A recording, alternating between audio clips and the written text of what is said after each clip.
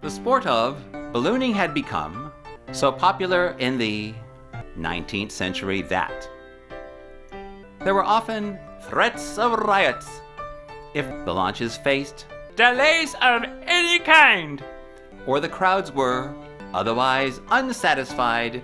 There had been one such riot in 1819 in Philadelphia when the guards beat a boy unconscious for trying to sneak in without paying. The crowd broke down the fence and ripped the balloon to pieces. They then destroyed the refreshment bar, set fire to the pavilion, and smashed the instruments of the musicians who were there to entertain the guests. This was not An isolated incident. In July of 1864, 50,000 people gathered in Victoria Park in Leicester, England, to watch Henry Tracy Coxwell in his new hydrogen balloon, the Britannia. The launch was supposed to happen at 5:30.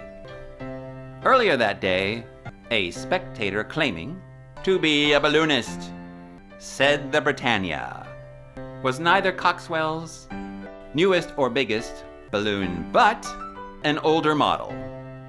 Upon hearing this, the crowd broke through the flimsy fence into the enclosure and demanded that Coxwell take off immediately.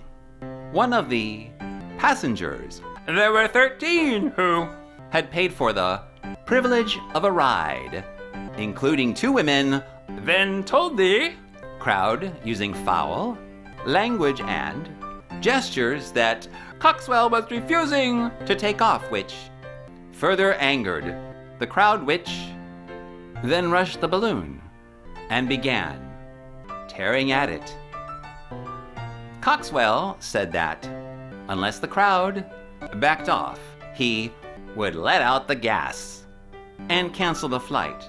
The crowd ignored his pleas, and Coxwell carried out his threat despite the intervention of the police, all 8 of them, or 1 for every 6,250 people. The crowd tore the balloon to shreds and set the passenger car on fire.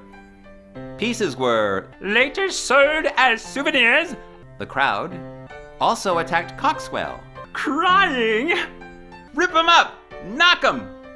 On the head! Finish him!" Tearing at his clothing until he was able to make his escape. Another man was mistaken for Coxwell, and he too was attacked. So much for the good old days.